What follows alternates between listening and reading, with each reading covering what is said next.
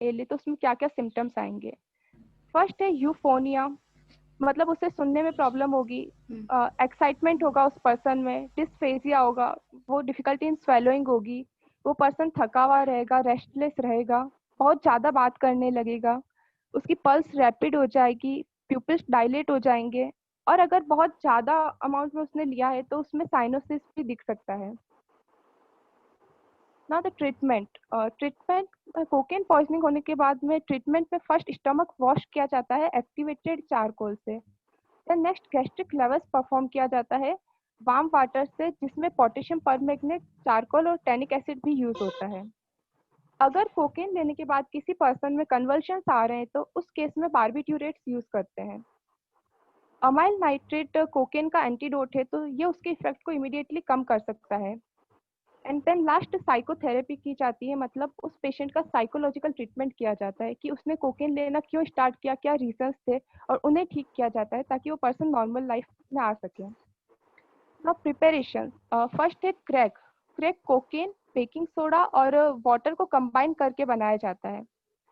And the second is speed ball, जो cocaine और heroin को कंबाइन करके बनाया जाता है और इसे इंजेक्शन के थ्रू लिया जाता है। Now price of cocaine, cocaine की यूएसए में होलसेल प्राइस है $250,000 to $350,000 पर केजी, और इसकी इंडिया में प्राइस है 3,000 to 5,000 rupees per gram. Fatal dose of cocaine, अगर कोकेन को वाया माउथ लेते हैं तो उसके 10 to 15 ग्रेन भी फैटल डोज प्रूव हो सकते हैं, और अगर इसे इंजेक्शन से लेते हैं तो उसके 2/3 ऑफ द ग्रेन भी काफ़ी है उस पर्सन की डेथ करने के लिए। तो फैटल पीरियड, इसका फैटल पीरियड है half an hour. Medico legal importance of cocaine, ये होमिसाइड और सुसाइड में रेयरली यूज होता है, और इसके एक्सीडेंटल केसेस हो सकते हैं एडिक्शन की वजह से, हाइपोडर्मिक इंजेक्शन से, या फिर यूरेथ्रल वेसिकल और रेक्टल इंजेक्शन के कारण। पोस्टमार्टम अपीयरेंस में कोकेन से अगर किसी की डेथ होती है तो उसकी पोस्टमार्टम अपीयरेंस में ज़्यादा फाइंडिंग्स नहीं मिलती है, लेकिन कहीं एस्फाइक्सिया के कुछ साइंस देखने को मिल सकते हैं।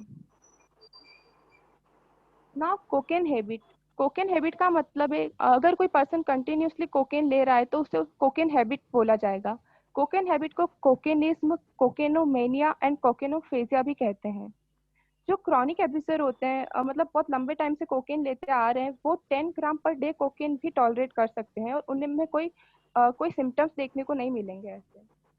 अब कोकेन हैबिट की वजह से जो कॉम्प्लिकेशंस आते हैं वो है digestive disturbance, anorexia, excessive salivation, tachycardia, insomnia, मतलब उन्हें नींद नहीं आएगी, उनका फेस पेल रहेगा, उन पर्सन का फेस पेल कलर का हो जाएगा, प्यूपिल्स डायलेटेड रहेंगे, उनके टंग और टिथ ब्लैक कलर के हो जाएंगे, they lose interest in family, friends, food, sexual activity, और they have tactile hallucination. Tactile hallucination का मतलब है उन पर्सन को, उनको ऐसा लगेगा कि उनकी स्किन पे या उनकी बॉडी के अंदर कुछ टच हो रहा है या कोई इंसेक्ट्स मूवमेंट कर रहे हैं continuously.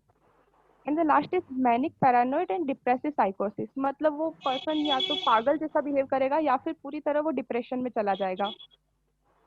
This was about cocaine. And after knowing the side effect of this drugs and poison, एक मेडिकल स्टूडेंट होने के नाते अगर हम एक भी ड्रग एडिक्ट को इससे बाहर निकालते हैं या उसकी ये आदत छुड़वाते हैं तो ये हमारी कंट्री के लिए कंट्री के डेवलपमेंट के लिए एक बहुत ही इंपॉर्टेंट स्टेप होगी।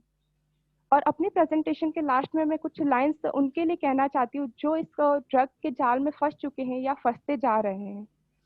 क्यों पिता की इज्जत उछालते हो, क्यों माँ के सपने बिगाड़ते हो, खुद तिल तिल मरकर परवरिश का खून निचोड़ते हो, है खूबसूरत आशिया तुम्हारा क्यों फिर तन्हाइयों को चुनते हो, खुद का वजूद मिटाकर क्यों ड्रग्स को चुनते हो। Thank you so much.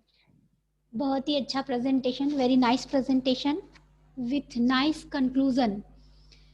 So I am very thankful to all the participants and all the faculties members, uh, organized very well, present very well. So best of luck for your future. Now I would like to end this meeting. Good day.